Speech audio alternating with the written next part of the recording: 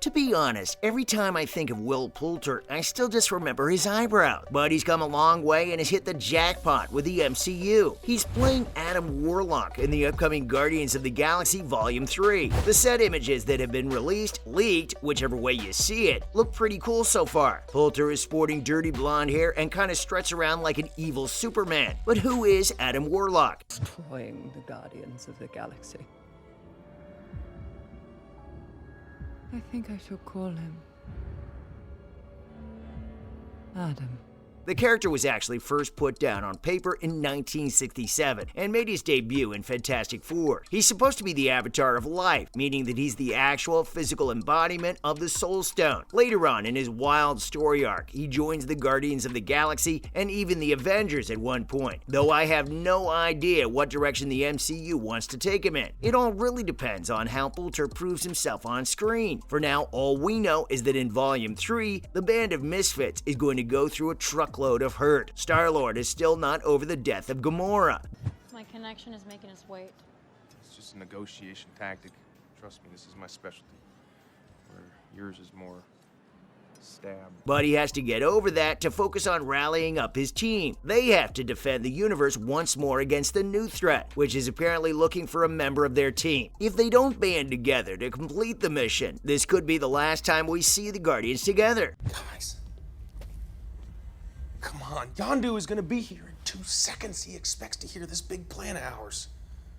The threat is most probably Adam Warlock, though it doesn't feel like Marvel will keep things that simple. In any case, I can't wait to find out. And Warlock's going to be an exciting change of pace, and it will set up the Guardians to enter the wider MCU as a connecting point too. But according to James Gunn, he's definitely not a good guy, at least for now. The director revealed a lot of info on the Volume 3 antagonist and put the rumors to rest. Yes, Adam Warlock is going to be hunting the Guardians in the movie, but when he was asked if that's all he's gonna be, a standard big bad for the team to take down, Gunn said that it was a bit more complicated than that. Nice try throwing us off the scent, Gunn. We had the knowledge of the actual comics telling us otherwise. The version of Warlock we'll be seeing in the comics is just like a baby. He's newly emerged from an artificial womb and is being told what to do by his creator, and that is to hunt down the Guardians, and I think Quill in particular, since the Golden High Priestess of the Sovereign hates him the most. But what'll eventually happen, according to the comics, is that Warlock will grow a conscience. Right now, he doesn't understand life very well, so he's probably going to go through some heartbreaks of his own to become a member of the Guardians of the Galaxy. The director then talked about why he chose the actor and didn't just go with the rumors. Well, I mean, I made a mistake in the first one because I put something that looks like Adam Warlock's cocoon in the Collector's Museum. He chose him for a bigger reason. It's because Poulter has potential. Many initially speculated that it would be Tom Cruise. He's been given Gunn's blessing to bring the role to life, and it has been for a good reason.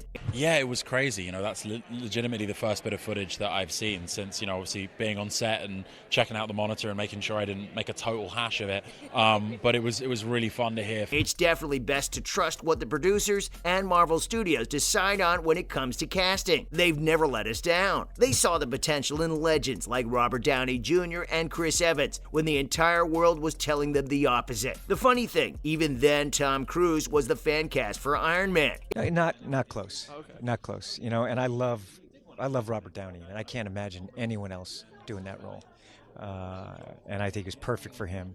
And look, it's like the dude never ages, but sadly, this time his age was the biggest factor why Gunn didn't give him the role. He said he didn't want the Top Gun star as Adam Warlock because it would be kinda unrealistic if Aisha made the perfect being and it was just a 5'7" man in his late 50s. Our apologies, Mr. Cruise. We all know you would have done an outstanding job. But the casting decision was revealed all the way back in 2021 for Will Poulter, as the director continued on to say he wanted someone with the comedic chops, the dramatic chops, as well as actual chops. Yeah, so because it's Marvel, I'm kind of sworn to secrecy, and I'm actually terrified for the safety of my family lest I say something. But you probably know more about Warlock than I do at this stage. Have you seen how beefy the actor has gotten? The point for that was probably because they needed someone with youth, someone who could stick around in the MCU for the long haul, meaning that he's probably going to become an important future character. The introduction for him has taken a very long long time, since it was actually set up in 2017 in the end credits scene in the second Guardians movie. So it's no understatement to say that we're all excited to see what the new baby Warlock will look like. He's supposed to look dashing, but completely immature and childlike. With the Superman-type powers and Gunn's signature style, it'll make for a very interesting combo. I think to get the fans' reaction to this third installment was a huge moment for us. You know, really fun, particularly for the folks who'd. It's probably going to be very literal and way more immature than anything we could expect from the teasers and stuff. Having a man baby in a super suit kind of reminded me of Homelander from the Boys TV show. But since it's the MCU, you are behind this whole thing. It really is all about me.